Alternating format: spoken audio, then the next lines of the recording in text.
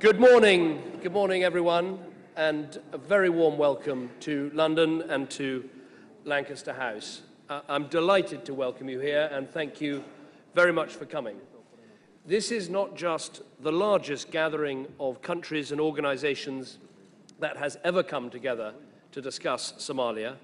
I also believe it is the most influential. We have leading figures from governments in every continent of the world. We have leading organizations from the African Union and the European Union to the Organization of Islamic Cooperation and, of course, the United Nations. But most importantly of all, we have Somali delegations representing almost every region of Somalia that is not under terrorist control. So I want to say very clearly why I've asked you all here today and what I believe we can achieve together. First, why we are all here. For 2 decades, Somalia has been torn apart by famine, by bloodshed, and by some of the worst poverty on our planet. As many as 1 million people have died. The terrible scenes that we all saw with the famine last year were truly heartbreaking, with death and suffering on a scale that no country and no people should ever have to suffer in our modern world. Earlier this week, I met with some of the Somali diaspora, British Somalis, living here in Britain. Many had fled from fighting and famine, and they had grave concerns for their relatives left behind. Now, of course, it is natural to want to help any country in such distress, but there is another reason for the international community to help the Somali people, and that is because the problems in Somalia don't just affect Somalia, they affect us all. In a country where there is so little hope, where there is chaos and violence and terrorism, pirates are disrupting vital trade routes and kidnapping tourists.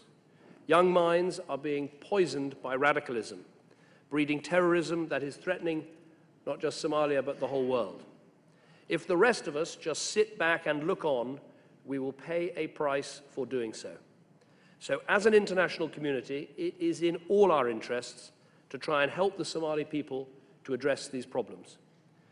And yet for 2 decades, politicians in the West have too often dismissed the problems in Somalia as simply too difficult and too remote to deal with. Engagement has been sporadic and half-hearted, and that fatalism has failed Somalia, and it has failed the international community too. So today we have an unprecedented opportunity to change that. And I believe there is real momentum right now. International aid has pulled Somalia back from the brink of humanitarian crisis. Thanks to the extraordinary bravery of African and Somali troops, the city of Mogadishu, once beautiful, now a bullet hole-ridden city, has been recovered from al-Shabaab. And despite the huge challenges still ahead, when the British Foreign Secretary visited Mogadishu, he saw growing confidence returning to those streets. Shops reopening, homes being rebuilt, a city beginning to get back on its feet again. Crucially, across the country, al-Shabaab are losing the support of ordinary Somalis because they tried to stop vital food supplies reaching their fellow countrymen. The final piece of momentum, and the most important piece of momentum, is the steps that the Somalis themselves are taking to ensure there is proper, representative and accountable government. That is why they're ending the mandate of the transitional federal government, and the meetings at Garowe have made real progress in taking that forward. And to me, that is the most important part of all, because ultimately the problems in Somalia can only be solved by the Somali people. So we are not here to impose solutions on a country from afar, nor are we here to tell you, the Somali people, what to do. But we are here to help get behind you, to get behind your efforts to turn things around. I believe if everyone comes together and does their bit, I'm absolutely convinced that Somalia can solve its problems and ultimately fulfill its potential as a key player in Africa and in the world. So let me turn to how we do that, and specifically what we want to achieve at this conference. There's no single magic solution that will make all the difference. It is about the patient work of helping the Somali people to rebuild their country from the bottom up. Now, to me, that means 3 things. First, helping to build security through a strengthened African Union peacekeeping operation. Second, getting humanitarian aid and development support where it is needed. And third, ensuring that Somali efforts to create a representative government are backed by real international commitment. I want to take each one briefly in turn. First, security. I want to see an African Union mission that has the resources to put al-Shabaab permanently into retreat, and that also takes seriously its responsibility to protect civilians. The first outcome of this conference, if you like, actually happened yesterday. The United Nations Security Council agreed a UK-led resolution to extend the mandate of the African Union peacekeepers beyond Mogadishu and to increase the number of troops from 12,000 to 17,700. This is a major step forward, and I'm grateful for the support of many of the countries represented here for their help in reaching that resolution yesterday. Building security also means keeping up the pressure on the pirates. Mauritius, Tanzania, and the Seychelles have agreed to take pirates as prisoners. Somaliland has agreed to take back convicted pirates. The United Arab Emirates have provided $15 million to strengthen the Seychelles Coast Guard. Denmark and Japan are also major bilateral donors, with Japan leading work to improve information sharing throughout the region on maritime safety and security. And vitally, the UK and the Netherlands are supporting the Seychelles to establish a regional centre for coordinating intelligence and pursuing the leaders and the financiers of piracy. I was delighted yesterday to sign the UK's agreement with President Michel of the Seychelles yesterday. So we want to build on these efforts today with further agreements for the trial and detention of pirates. Let's create an international task force on ransoms, and let us set the ultimate ambition of stopping these payments, because ultimately we must ensure that crime does not pay. Second, the humanitarian aid and development support. Now, aid has helped save the lives of 750,000 people affected by famine last year. It has fed 2.6 million people across Somalia and provided emergency assistance to many more. I'm proud the British government has been the second largest bilateral aid donor, and the British people themselves have made a big contribution. But while the famine may be technically over in Somalia, there are still 2.3 million people in urgent need of emergency assistance. Somalia's recovery is in a very fragile state. So it's critical that greater security leads to more humanitarian aid getting through to those who need it, and also that we provide more support to those who fled Somalia for Kenya and Ethiopia, and who are also in desperate need of further help. Britain is today providing a further £51 million over 3 years for refugees in Kenya and in Ethiopia. But it's not enough just to give emergency aid. We need to help Somalis get back on their feet. What matters most to ordinary Somalis is what matters to all of us: finding a job, supporting our families, making sure their children are properly fed and educated.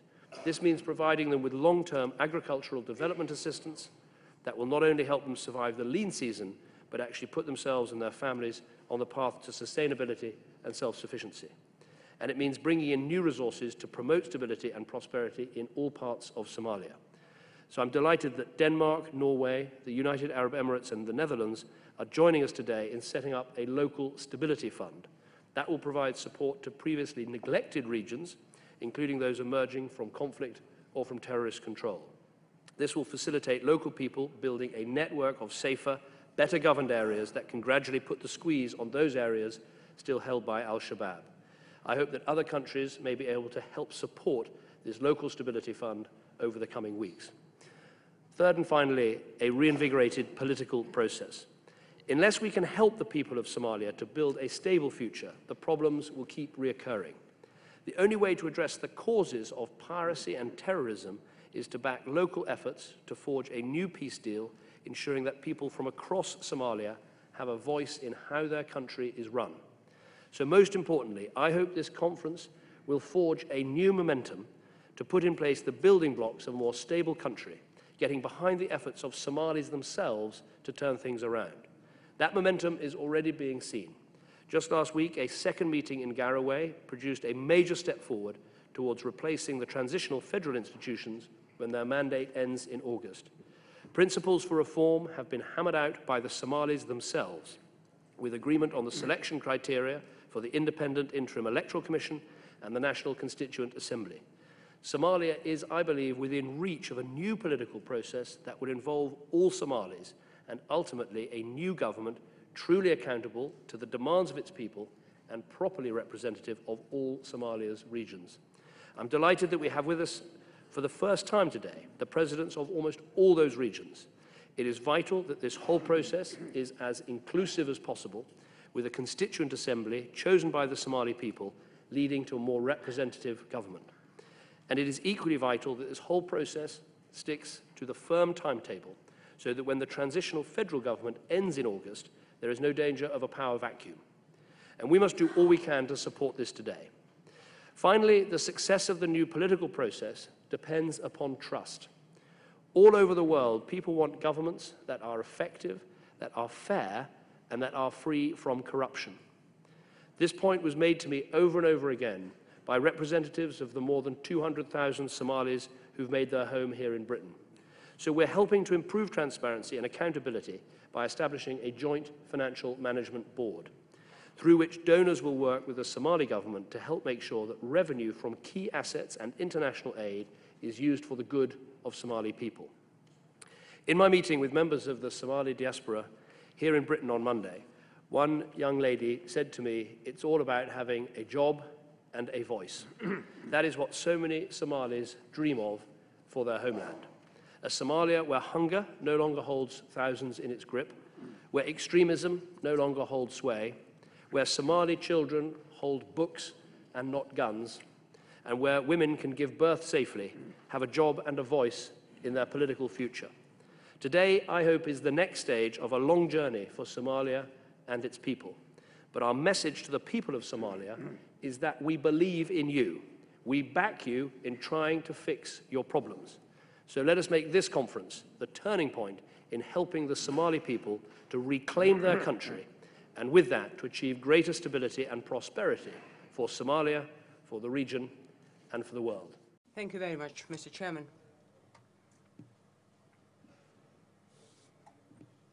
At the outset, I'd like to express our appreciation and thanks to His Excellency David Cameron, Prime Minister of Great Britain, and all the leaders who have come here and who are represented in those delegations at this conference.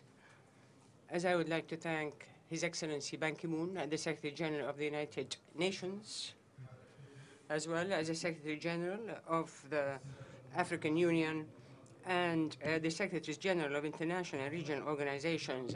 Ladies and gentlemen, honorable guests, it gives me great pleasure on this occasion, i.e. the convening of this conference in London on Somalia. We would like to express our deep appreciation and thanks to the United Kingdom, its people, for hosting this conference, which is being held in the British capital.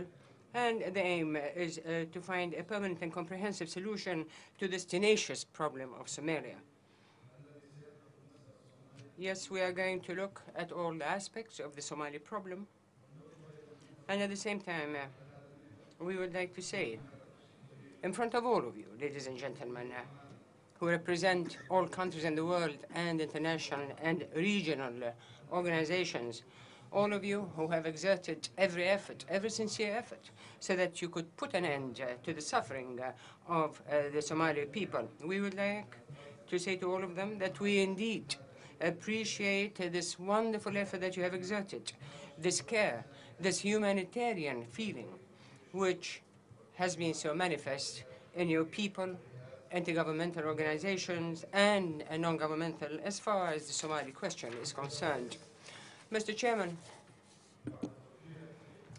now that I have expressed our appreciation and thanks to everybody who gave so much to the Somali people, who sympathized with our people during the years of collapse, or shed tears, whether from his eyes or his heart, and wanted to have a solution for the Somali problem, or sent his young in order to help the Somali people, we would like to reassure you all of you who have sympathized with us, that we have come here to thank you first, and then to tell you that, yes, indeed, there is some hope that the results from this conference are going to be and play a big role in giving us this hope in our country, The Somali people are looking at you all at this conference, having suffered for so many long years. We hope that there will be recommendations and resolutions which will lead us to optimism so that we can contain this problem and will have the modalities to find a solution to this problem. Ladies and gentlemen, the people of Somalia together with the transitional federal government, its regional organizations and its branches, all of them look to the restoration of peace and security, irrespective of the modalities that we might hope. This is the common aim which is agreed to by all, i.e. the restoration of peace and security, putting an end to violence, and to have a comprehensive and permanent peace so that we can fight extremism, we can fight terrorism, and restore social services and the infrastructure to all parts of Somalia, as well as a return of governance and the implementation of the roadmap. The TFG is the only representative which has the support of international and Somali support. It has done from the very first aspect to re-entrench and enforce this aim. And therefore, it asked all the Somali elements to negotiate, to preserve the integrity of the homeland, and to have its security, as well as to have a permanent constitution which will put an end to the transitional phase and lead to one national government which will reject terrorism, which will have the necessary free markets as well as complete transparency, and to build its constitutional bodies which will benefit all the Somali people. Mr. Chairman, the Somali government during the past few years has indeed gone into this process of national settlement. And we are using everything in our effort, including having a roving ambassador who is going to try and have this system of reconciliation between all the different parties in Somalia. The government also has exerted every effort so that we can have the necessary elements so that we can indeed re-entrench and implement what is written in our national constitution, reconciliation on national level, and the return of peace and security to our land, as well as good governance, and having a permanent constitution which is currently under study. And also, in order to be ready for the phase after the 20th of August of this year, we had taken some initial steps, the most important of which was the convening of conferences and meetings, all of which looked at the modalities which would be suitable for the next phase. As a consequence of those conventions, the last of which was the Garowe Consultative Conference, which agreed on the number of parliamentary representatives to 225, which will be chosen by a committee of 1,000 people, of the leaders in Somal, as well as the leaders of the tribes, the educated, and women. And all of this together with a Senate whose members will be no more than 45 members. Mr. Chairman, ladies and gentlemen, today we're looking for security. We are scared of tomorrow. We are scared of tomorrow. Of course, we always look to the past behind us so that we can see what is being hidden. We want to see what lies in the future.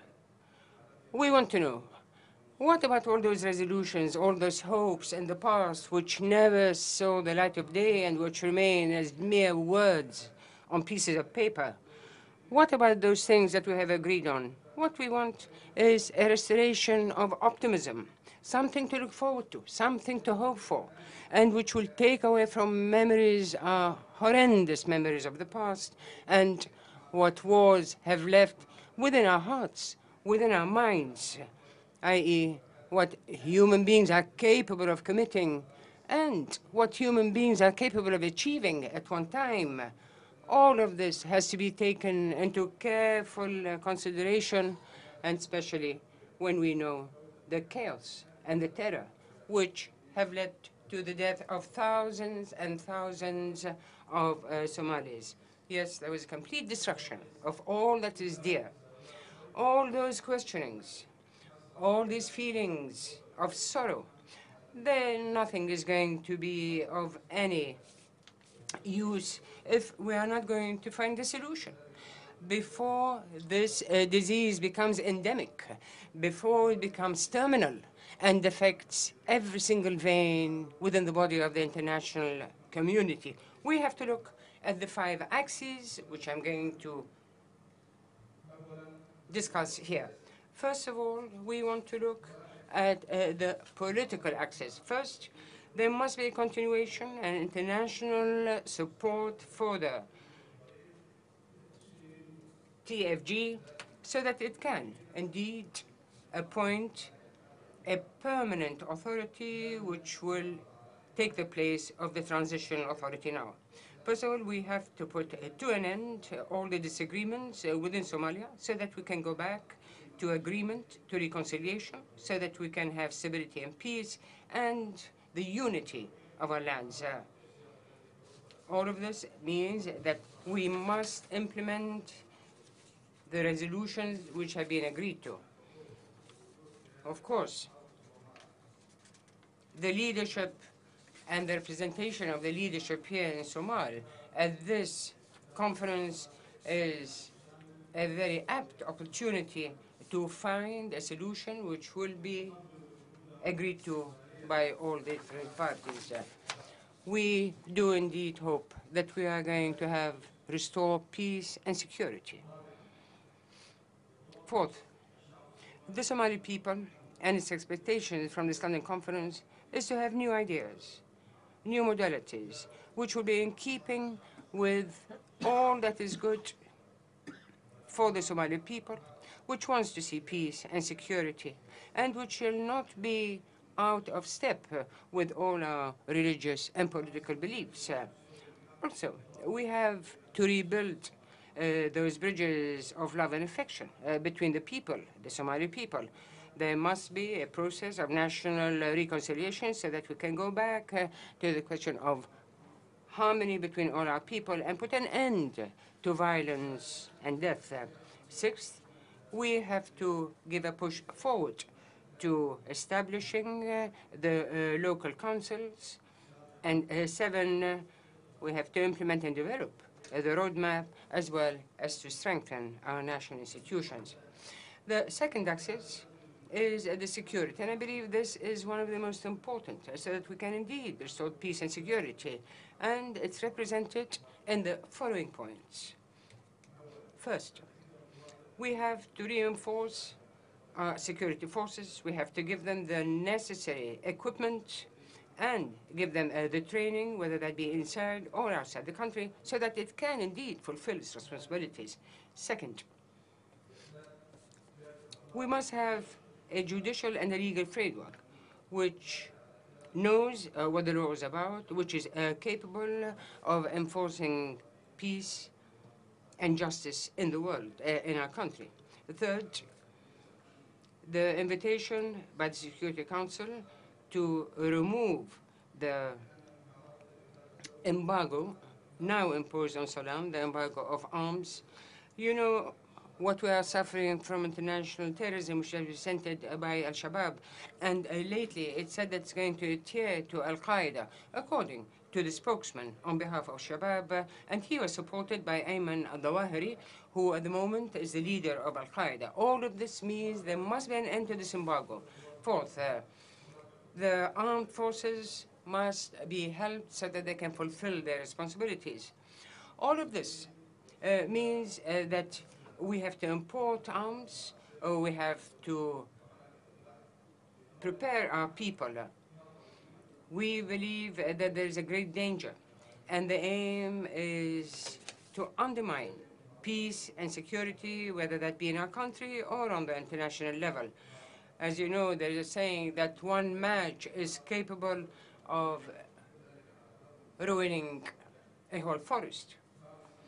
Fifth, we have to double our efforts so that we can indeed get over the Shabaab phenomenon, because there remaining in our country is a threat to international peace and security. And 6, we must put an end to the hemorrhage of Somali blood.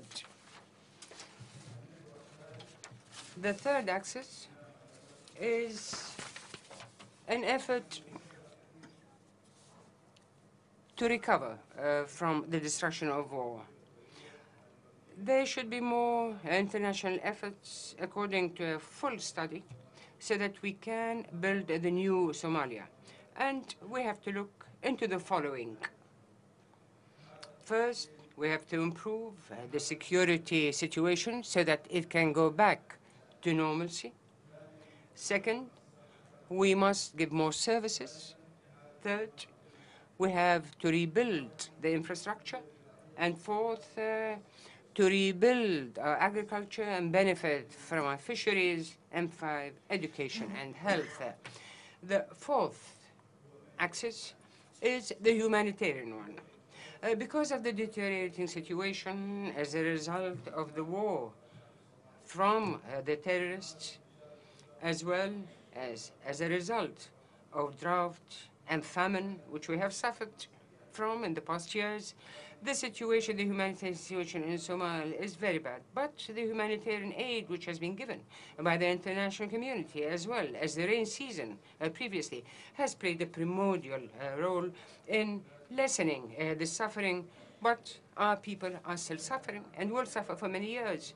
Of course, famine is still with us today, because everybody who has suffered from this famine is still in camps, is still depending on the food gifts that are coming from all over the world, and all the efforts that are being exerted by the Somali government have not been enough so that those people can go back to their areas. So we have to increase this humanitarian aid, and we would plead again with the international community that it should give more humanitarian help until we get rid of this nightmare and until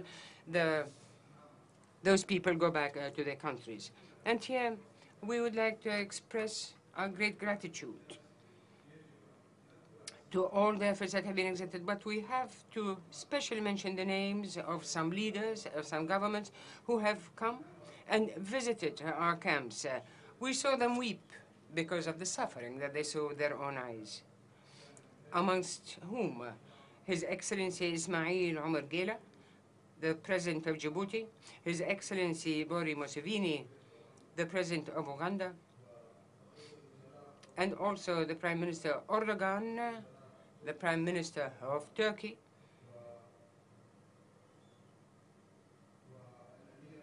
as well as the Secretary General, Mr. Ban Ki-moon, and the Secretary General of the African Union, as well as everybody who shared our sorrow. Now, the fifth axis is to combat piracy.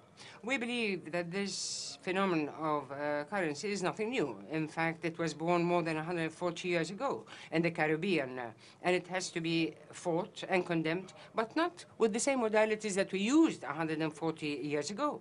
We know that the phenomenon of piracy in our country is something that has not been studied enough, and therefore, all the efforts that have been exerted in order to make sure that at least Somalia will have peace meant that we have not taken a close enough look at this phenomenon of piracy in our country. At the same time, we would like to thank all the countries which have been involved in combating piracy on our shores. But I believe that perhaps we can look at other modalities. We know that piracy is something that everybody wants to from amongst the Shabiba. We all know that the pirates today gain billions and billions of dollars. At the same time, we have spent billions and billions to combat piracy. But until now, we have not really had a good enough return to what we have spent in combating terrorism on our souls. We can eradicate, and we have eradicated the phenomenon of piracy, but only for a limited time. So, in order to make sure that we do find permanent solutions, we have to support all parts of Somalia and support the government on that. The most important premise is to find opportunities of labor for our young, especially in the field of fisheries. All of this is going to reap its benefits in so many ways. This will mean that everybody who has no employment now will have this opportunity to live in dignity and peace. Fourth, the respect of the Somali laws, those laws which are calling for bringing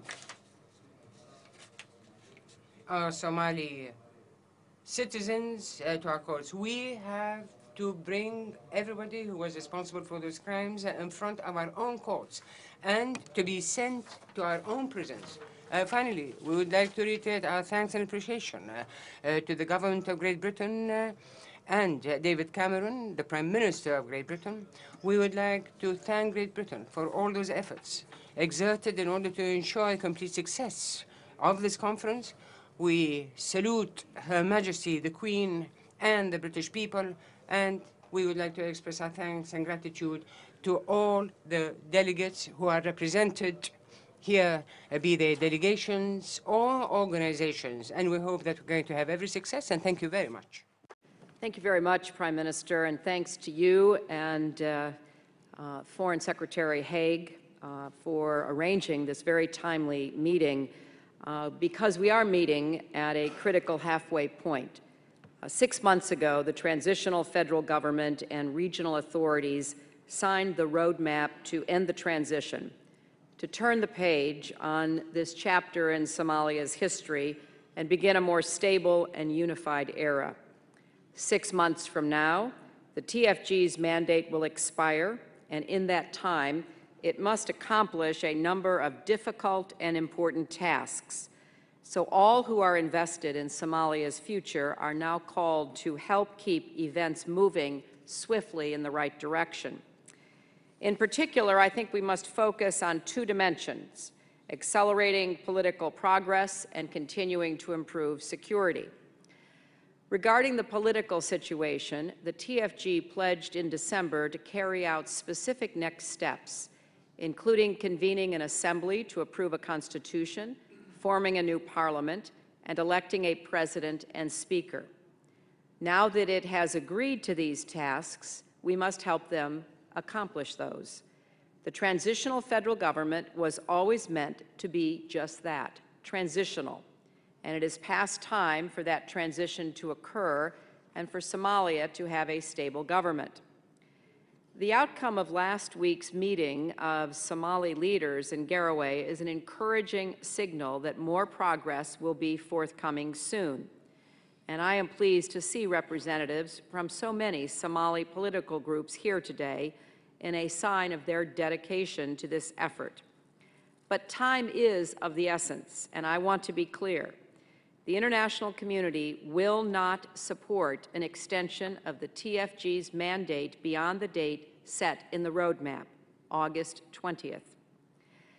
Now, yes, the goals we expect to achieve under this timeline are ambitious, but the people of Somalia have waited many years. They have heard many promises, they have seen many deadlines come and go, and it is time, past time, to buckle down and do the work that will bring stability to Somalia for the first time in many people's lives. The position of the United States is straightforward. Attempts to obstruct progress and maintain the broken status quo will not be tolerated.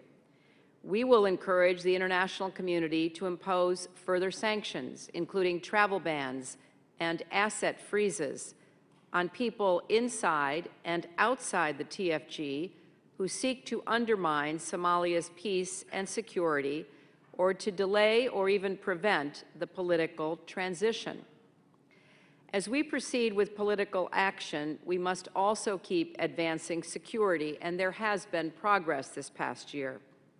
The AU mission in Somalia and the Somali National Security Forces are now in control of all of Mogadishu, and are expanding their control beyond the capital. And a few weeks ago, the United Nations announced that the famine that killed tens of thousands of Somalis and displaced tens of thousands more has ended, though food security remains a serious concern. Now we must keep the pressure on al-Shabaab so that its grip on Somalia continues to weaken. The UN Security Council's vote on Wednesday to increase AMISOM's troop ceiling by nearly half and expand its mandate significantly is an excellent step. More and more Somalis are seeing the threat that al-Shabaab poses to Somalia's peace and security, as well as to the peace and security of Somalia's neighbors.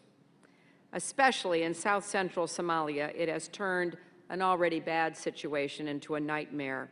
It has dragged fathers and sons from their homes, forced them to fight in a hopeless, bloody conflict. It has forced young girls to marry foreign fighters. And when extreme food shortages struck last summer, al-Shabaab mercilessly helped turn those food shortages into a famine by blocking humanitarian assistance and letting children starve. With its recent announcement that it has joined the al-Qaeda terror network, al-Shabaab has proven yet again it is not on the side of Somalis, but on the side of chaos, destruction, and suffering.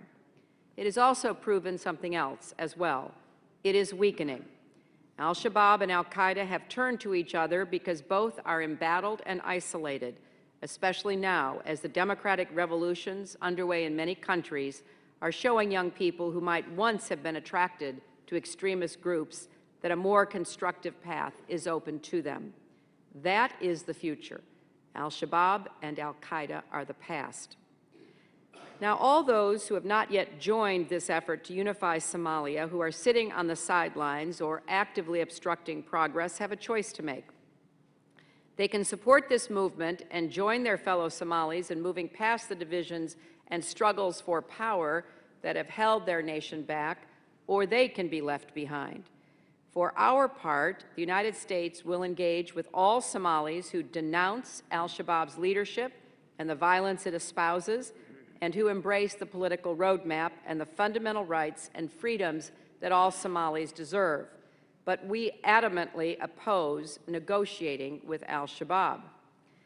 Now, the international community has a responsibility to provide effective help, and when I say international community, I include the people of Somalia, whether they live within Somalia in refugee camps outside the country, or as members of the large and thriving diaspora here in the UK or the US, Canada, Italy, Kenya, and elsewhere.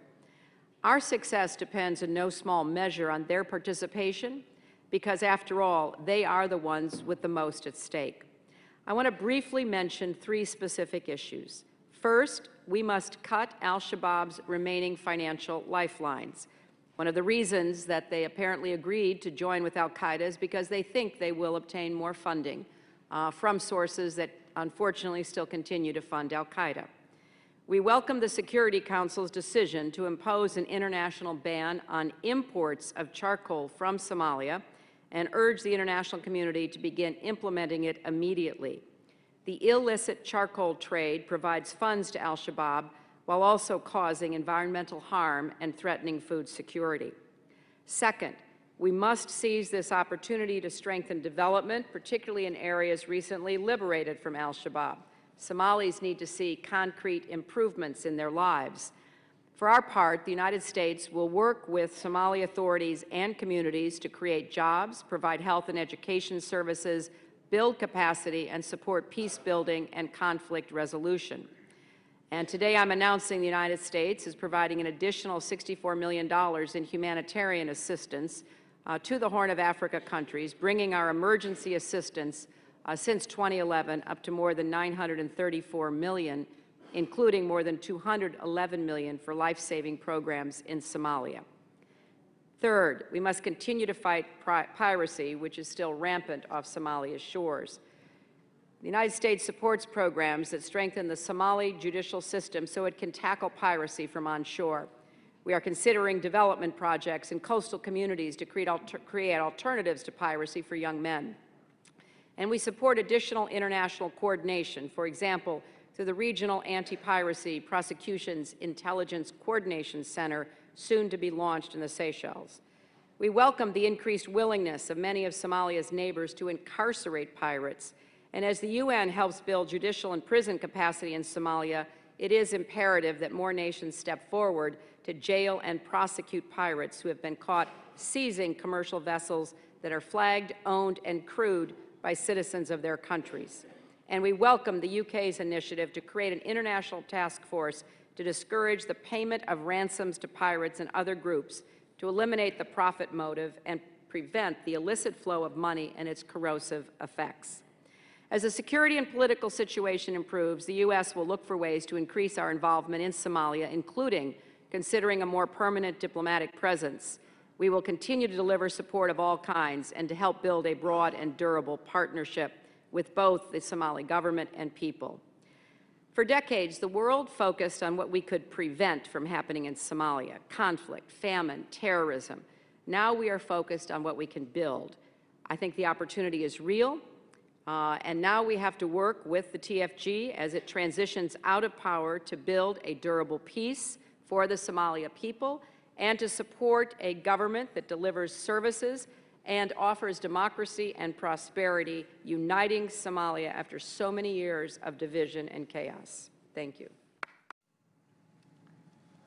Thank you, Mr. Prime Minister.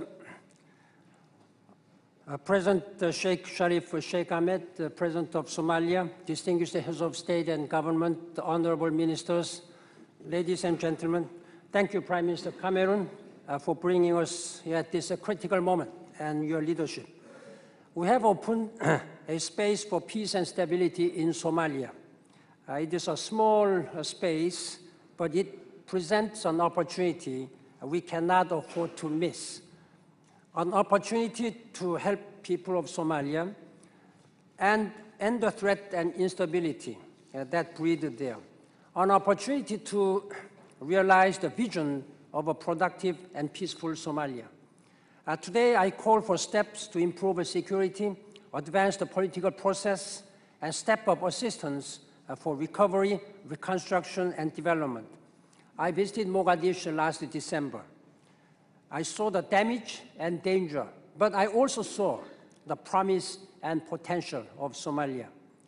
In Dadaab, Kenya, at the world's biggest refugee camp, I spoke to Somalis who have lived through war and famine. They asked, does the world even care? We must answer with a resounding answer, yes. After 17 years' absence, the United Nations Political Office for Somalia, UNPOS, returned to Mogadishu. The United Nations is now closer and more accessible to ordinary citizens, activists, journalists, and business people. Thanks to the AMISOM troops, we can see a new horizon where the insurgency gets weaker.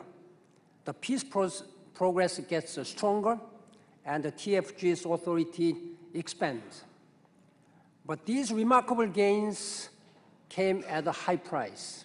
I pay tribute to the memory of those very courageous and brave soldiers who gave their lives for peace in Somalia. The real tribute now is to support the troops. I welcome yesterday's Security Council's decision to authorize the full recommended troop strength, including enablers, force multipliers, and sound financial support. I call on governments to provide these urgently needed force enablers and multipliers and to back the expansion of AMISOM. This is essential to protect and expand the gains we have made thus far. The Somali forces operating alongside AMISOM also urgently need additional assistance.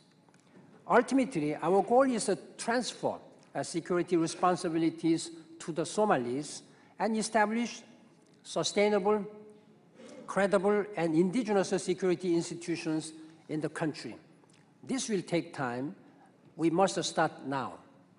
The Somalis first must agree on what security arrangements best suit their system of governance.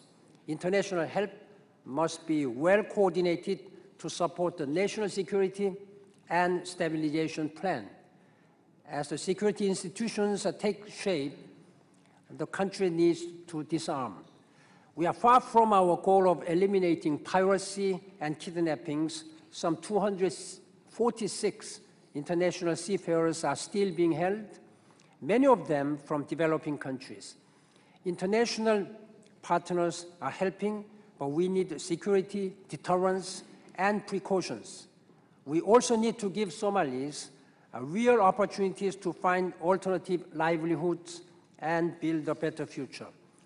This morning, my emergency relief coordinator, Under-Secretary General Valerie Amos, co-chaired the meeting with the member state on humanitarian assistance. Her message was clear. Famine may be ending, but more than 2 million Somalis are still in crisis. We must not allow any interruption in humanitarian assistance. Excellencies, we need political progress. Maintaining the momentum is critical. The date for ending the transition is August 20th, in line with the Transitional Federal Charter, the Djibouti Agreement, the Kampala Accord, and the roadmap. Before then, Somalia needs a new constitution, a smaller and more representative parliament, and elections for the positions of president, speaker, and deputies. I therefore welcome the recent decisions of the Galway II Conference, which significantly advance the roadmap and make the peace process more inclusive. I especially welcome the unprecedented commitment to increase women's participation in all key institutions to at least 30%. I count on all the parties to ensure that they keep this promise. We must look beyond and nurture the needs of peace and reconciliation so that they grow into stable institutions, recovery, and development. In the face of military pressure, Al-Shabaab militants have retreated from large areas. Now, we must show the people there how peace can take hold. Courageous Somalis are ready to work with us to achieve this. This demands more than resources. It requires outreach and compromise. All local administrations should be supported by the community, willing to engage with the peace process and acceptable to the people. The women and youth of Somalia must be actively engaged in all stages of the peace process. I count on the TFGs and its allies to encourage this inclusive approach. The Somalia people have told us they want security, justice, and jobs. I welcome the establishment of the Local Stability Fund. I also welcome the agreed principles for international support to local areas of stability in Somalia. The UN has a small but growing presence in these areas, including the UN Mine Action Service. Ultimately, Somalia must generate its own resources. The United Nations stands ready to help Somali institutions improve their ability to collect and manage revenues. I call on Somali leaders to establish the country's exclusive economic zone to make the most of its rich fishing stock. Excellencies, Mogadishu is more than the capital. It stands for the unity and integrity of Somalia. Success in the capital is important for progress all across Somalia, and it would preempt the spoilers. We therefore need a surge in Mogadishu to show what is possible in southern central Somalia.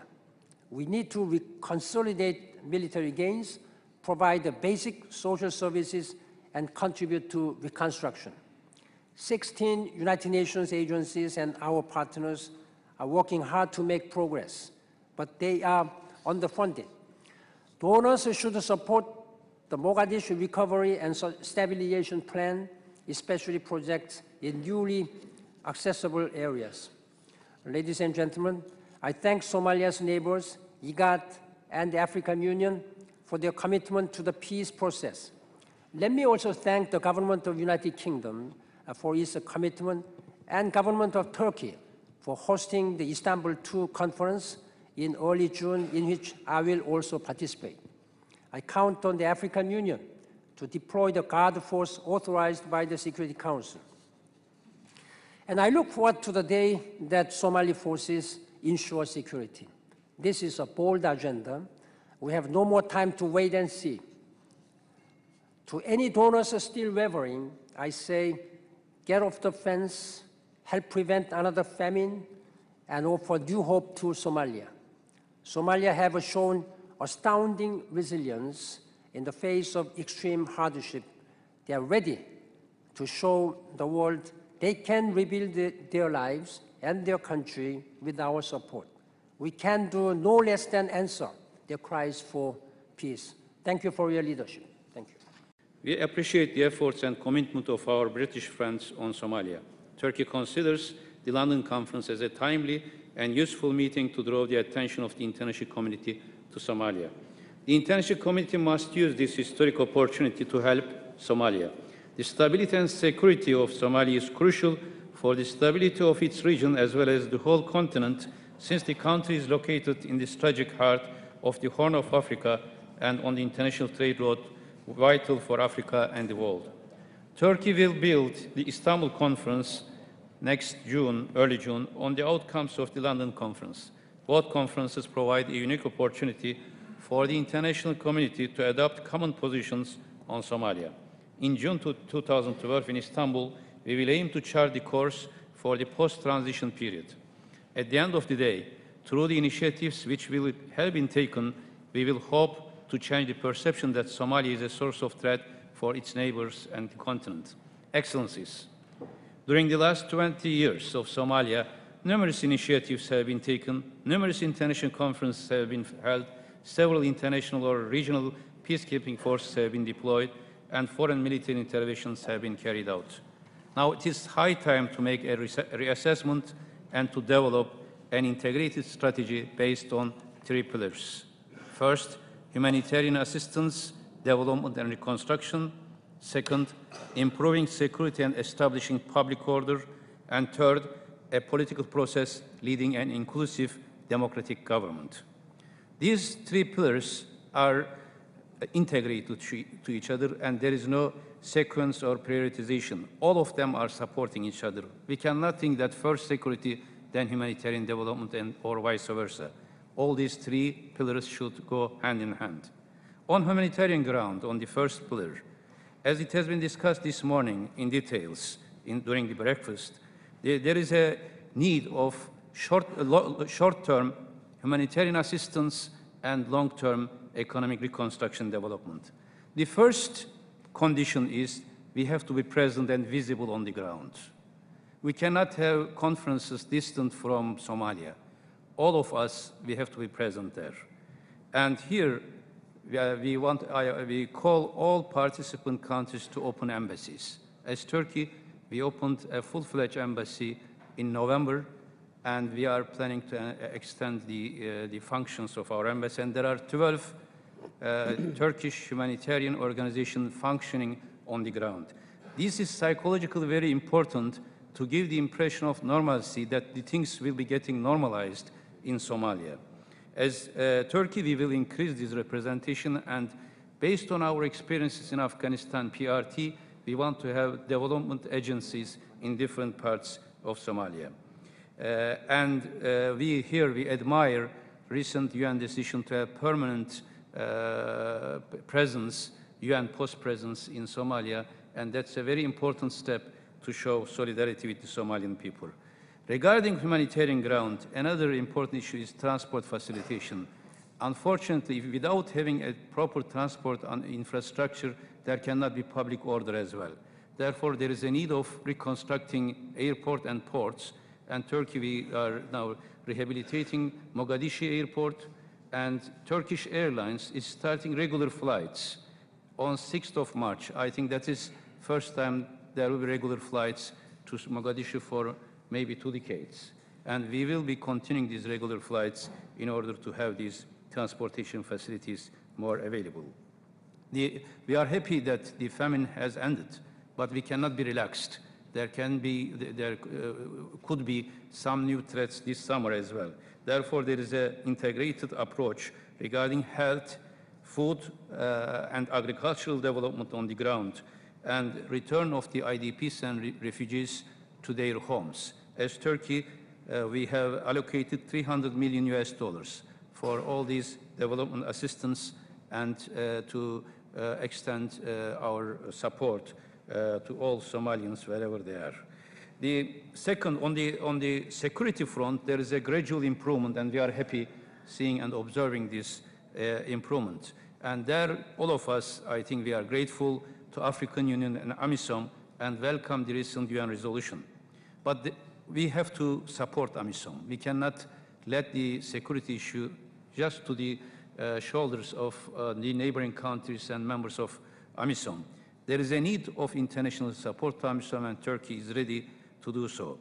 Parallel to the activities of AMISOM, there is a need of increasing security capacity of military and police organization of TFG and Somali-led public order based on the sovereignty of Somalia should be the basic principle of security. And after Somali-led public order being established or parallel to this, there should be a new regional security arrangement through regional ownership, which will guarantee the security not only in sea against piracy, but also security for the neighbors around Somalia. All these neighbors, we are observing Kenya, Uganda, Ethiopia, and Djibouti, all of them, they are interdependent to each other, they are interrelated, their securities are mutually interrelated, and therefore there should be a regional approach and to support this. On political ground, we need to plan for post-August period. The transitional period will end, but the next stage should be restructuring political life and institutions in Somalia.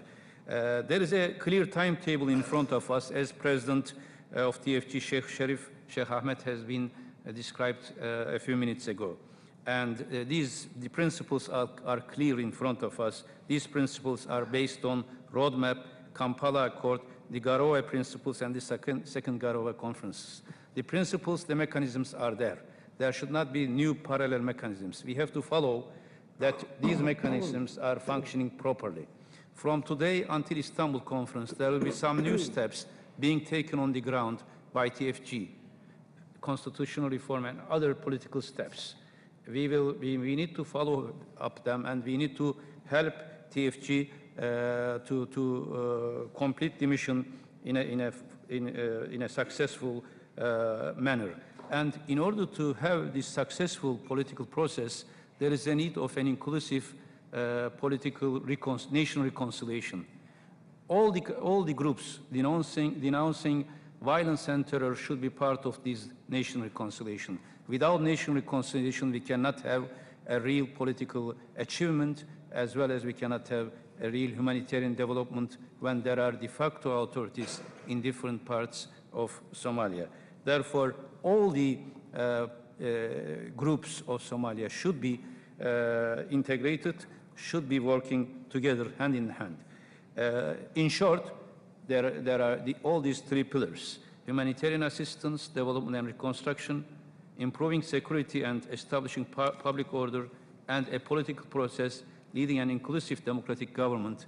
There is a need of international support, and London Conference is an important step to give this support to all these main prerequisites for a real progress. And in June in Istanbul, we will follow up the decisions of London Conference, as well as with all the participants, we will plan for post-August period. And we want to welcome all of you to Istanbul.